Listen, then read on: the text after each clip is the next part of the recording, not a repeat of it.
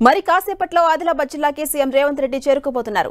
కేస్లాపూర్ నాగోబా ఆలయంలో ప్రత్యేక పూజల అనంతరం అక్కడే ఉమ్మడి ఆదిలాబాద్ జిల్లా అధికారులతో సమీక్షా సమావేశం నిర్వహించి పలు అభివృద్ధి కార్యక్రమాలకు శంకుస్థాపన చేయబోతున్నారు రేవంత్ రెడ్డి. ఇక సాయంత్రం ఇంద్రవెల్లి అమరుల స్తూపం వద్ద ఏర్పాటు చేసిన తెలంగాణ పునర్నిర్మాణ సభలో రేవంత్ రెడ్డి పాల్గొంటారు. పూర్తి డీటెయిల్స్ మా ప్రతినిధి ప్రేమ్సాగర్ అందిస్తారు. సీఎం రేవంత్ రెడ్డి మొట్టమొదటిసారిగా పర్యటన నేపథ్యంలో ఆదిలాబాద్ జిల్లాను ఎంచుకున్నారు. ఈరోజు కేస్లాపూర్ నాగోబా సంబంధించిన ఆలయాన్ని ఆయన సందర్శించబోతున్నారు. దాంతోపాటు ఇక్కడ కొన్ని అభివృద్ధి పనులకు సంబంధించి ఆయన శంకుస్థాపనతో పాటు ఇక్కడ అధికారులతో సమీక్షా సమావేశాన్ని నిర్వహించబోతున్నారు. పూర్తి స్థాయిలో ఏర్పాటు చేశారు. భారీ పోలీసు బందోబస్తును ఏర్పాటు చేశారు. అన్ని శాఖలకు సంబంధించిన అధికారులు ఏవైతే ఉన్నారో వాళ్ళంతా కూడా పూర్తిగా దానికి సంబంధించి డీటెయిల్స్ అన్నీ కూడా తీసుకొని సిద్ధంగా సమావేశానికి హాజరుగాతందుకు అంతా కూడా సన్నద్ధమై ఉన్న పరిస్థితి కనిపిస్తుంది.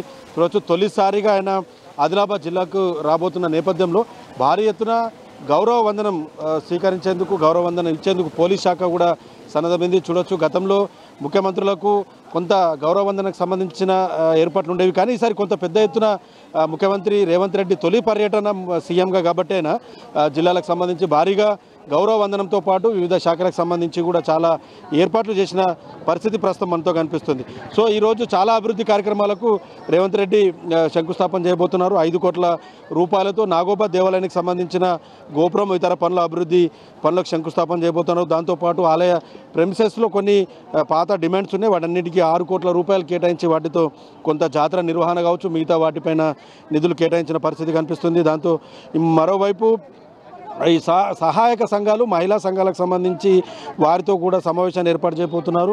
బ్యాంకు లింకేజ్తో మహిళా సంఘాలకు 50 కోట్లకు సంబంధించిన నిధులు ఏదైతే ఉందో దానికి సంబంధించిన చెక్కుల పంపిణీ కూడా ఈరోజు రేవంత్ రెడ్డి చేయబోతున్నట్టుగా మనకు తెలుస్తుంది. ఫార్మర్ ప్రొడ్యూసర్ ఆర్గనైజేషన్కి సంబంధించి ఒక్కో గ్రూప్కి 25 లక్షల చొప్పున కూడా ఈరోజు ప్రభుత్వం కేటాయించబోతున్నట్టు తెలుస్తుంది. మరోవైపు 61 కోట్లతో గ్రామాలకు 862 గ్రామాలకు తాగునీటి సౌకర్యానికి కూడా సంబంధించి ఈరోజు సంక్షేమ కార్యక్రమాలు కావచ్చు, మిగతా దాదాపు 33 గిరిజన గ్రామాలకి రోడ్డు సౌకర్యానికి సంబంధించి కూడా ఈరోజు ఆయన శంకుస్థాపన చేయబోతున్నారు. దాంతోపాటు 5 కోట్ల రూపాయలతో బుగ్గారం గిరిజన బాలికల రెసిడెన్షియల్ పాఠశాలకి భవన నిర్మాణానికి, దాంతో మరోవైపు 5 కోట్ల రూపాయలతో ఇంద్రవెల్లికి సంబంధించిన గిరిజన బాలికల రెసిడెన్షియల్ కళాశాలకు కూడా ఈరోజు ఆయన శంకుస్థాపన చేయబోతున్నారు. మధ్యాహ్నం నాగోబా ఆలయానికి చేరుకుంటారు. ఇక్కడ దాదాపు 2 గంటల సేపు ఆయన ఉండబోతున్నారు. కుమ్రమి విగ్రహానికి ఇక్కడ నివాళులర్పించిన తర్వాత నాగోబా దర్శనం చేసుకుంటారు. దాంతోపాటు శిలాఫలకాలు ప్రత్యేకంగా ఏర్పాటు చేశారు. ఇక్కడ శిలాఫలకాల దగ్గర అభివృద్ధి కార్యక్రమాలకు సంబంధించి అవన్నీ కూడా శంకుస్థాపన చేస్తారు. ఆ తర్వాత లంచ్ చేసుకున్న తర్వాత అధికారులతో, మహిళా గ్రూపులతో సమావేశం తర్వాత మిశ్రమ వంశస్థులకు సంబంధించి వారితో కూడా సమావేశం నిర్వహిస్తారు. ఆ తర్వాత ఇక్కడ నుంచి నేరుగా ఇంద్రవెల్లి అమరవీరుల స్తూపానికి బహిరంగ సభలో పాల్గొనడానికి ఇక్కడి నుంచి బయలుదేరుతారు.